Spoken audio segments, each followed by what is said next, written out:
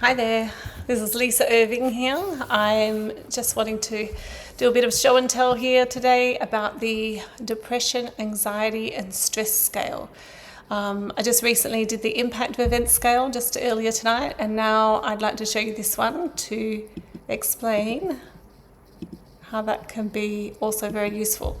So let's see, depression, anxiety and stress scale. This is the 21 item, DASS for short. On each question, there's a response scale where you can say whether it didn't apply at all or all the way up to whether it applied almost always. So just for fun, we're going to pretend again that we're doing this one. Let's do this one for the youngest therapy dog, which is Dave. And I'm going to say that his last name is Woofer too, or middle name, let's say. Dave Woofer. I did Ruby Woofer before. And then I'll just put in email address. And as I explained in the previous video, I put all these selections of occupations because they're the people that I mostly work with post-traumatic stress disorder. I could also add mining and construction because they have quite a few accidents that happen there. And if it's not listed there, I'm supposed to go up here and say other, and then we're going to say Dave is a therapist. And that he's he's employee with me, and he definitely gets paid in treats and cuddles, just like Ruby did. And then we're going to put today's date. And there's 21 items altogether. So we say, let's see, I find it hard to wind down. Now, I think that can be true of David sometimes, so we'll put him down as a 1 for that. I was aware of dryness in my mouth. It's probably just because he's eaten a lot of food in his case, not because he's feeling depressed. So I'm going to put that no, it doesn't apply. I couldn't seem to experience any positive feeling at all. So I think in his case, no, I don't think that's the case. Occasionally when he's not getting some food from me, he may look really quite downhearted, but no. So let's pretend that he does have some depression sometimes. So some other things that can happen is you can have some physical symptoms. This one's anxiety actually. You can have some physical symptoms of anxiety. So things like breathing problems, rapid breathing, feeling physical exertion. So I'm going to say, let's just say that he does have that one. I found it difficult to work up the initiative to do things. So often with depression, it's hard to get motivated to do the things that you normally do. So let's say that applied to him to some degree. Tending to overreact to some situations. So this can be you're getting teary about things, or you're getting very angry. They tend to be the most common. Maybe even things like getting embarrassed or feeling shame as well. So I'll put that down as a 1. Back to the anxiety, if there's trembling with people's fingers, then that tends to be a high 1 for some people. I'll put that as a 3 actually. Lots of nervous energy, worried about situations in which I might panic and make a fool of myself. So sometimes people really think about a lot of things, and that worry can take up a lot of their time. Sometimes it's also specific to something in particular. Like say if somebody had a flight phobia, for example, then it might only apply in that time coming up to the flight.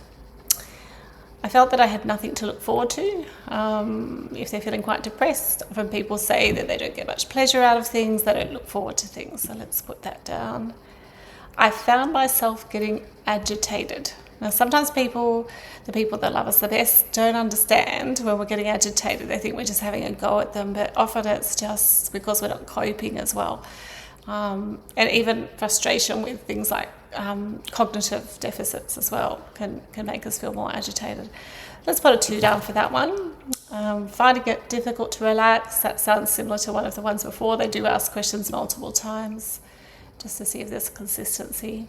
I felt downhearted and blue, so that's a real depression kind of feeling.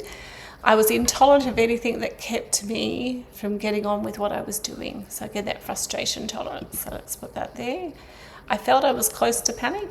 So let's put a 2 for that. I was unable to become enthusiastic about anything. So this is a tricky one because, especially with depression, we're looking at trying to get people back involved in activities and trying to enjoy and find pleasure again, but it can often take a long time for that to happen. You can feel like you're humouring yourself.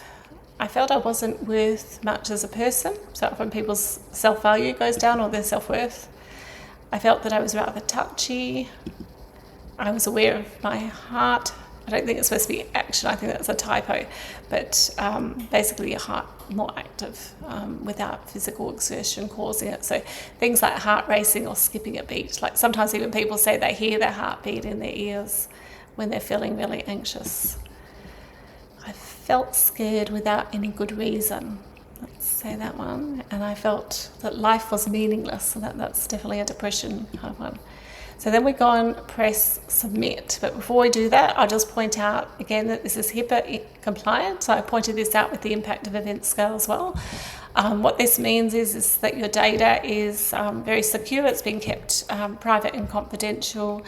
I'm not necessarily having a look at it, but the only person that could see it would be me. So I would plan to delete that information. Okay, and then we're just going to press submit. And you can see Dave Woofer, thank you, and it lets us know as a summary what the results are. So you can simply take a screenshot of that. Because it is HIPAA compliant, it doesn't let the program send you an email all about it now. Depression 28, so that's extremely severe. The anxiety is extremely severe, and the stress is moderate. So it's good how it distinguishes between those things, because sometimes if the stress is really high and the anxiety and depression are mild to moderate, you can see that in the therapy that we need to really work out what the stressors are, so that if we decrease those, the depression and anxiety are going to decrease. Sometimes if the depression's really high but there's not a lot of stress, then that can indicate maybe the person has long-term depression, and some of the factors for why they're having that or the anxiety may have actually been from long ago. So that's why we tend to look at, when did these symptoms onset for you? And if you're experiencing moderate or higher scores, we encourage you to seek support from a psychologist or get a referral from your GP, or if there's a workplace EAP, which is Employee Assistance Program. Now, it does say you'll receive a copy of your results via email, but because of it being HIPAA compliant, it won't do that unless you actually send me an email. But it pretty much gives you these same results and a little bit more. So I hope that's really interesting to you and valuable, something that you might use or pass on to other people that you think would benefit from it. Okay, thank you very much for joining me, and I look forward to providing some other resources in the near future.